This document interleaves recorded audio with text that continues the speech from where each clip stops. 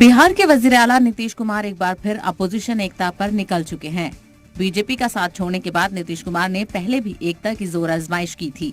NCP chief Sharad Pawar के हालिया बयान के बाद कांग्रेस नीतीश की कोशिशों का साथ दे सकती है। हो सकता है बदलते हालात की वजह से ही नीतीश ने पटना से दिल्ली का रुख किया है। दिल्ली दौरे के पहले दिन नीतीश ने आरजेडी चीफ लालू प्रसाद यादव से मुलाकात की। हालांकि अपने दिल्ली आने को लेकर फिलहाल ज्यादा जानकारी नहीं दी है, लेकिन आज उनकी मुलाकात कांग्रेस सदर मल्लिकार्जुन खड़गे से होगी और माना जा रहा है कि नीतीश कुमार सोनिया गांधी से भी मिल सकते हैं।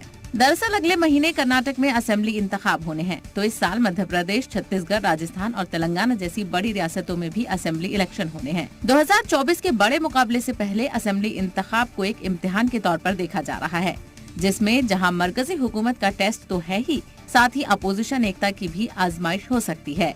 एक के बाद एक अपोजिशन लीडरान पर सेंट्रल जांच एजेंसी की कार्रवाई और उसके बाद राहुल गांधी के रुकनियत के मामले के बाद अपोजिशन मुत्तहिद नजर आया। ऐसे में बिहार के सीएम नीतीश कुमार की कोशिश क्या गोल खिलाएगी, ये तो आने वाला वक्त ही बताएगा। ब्यूरो रिपोर्ट, जी मीडिया।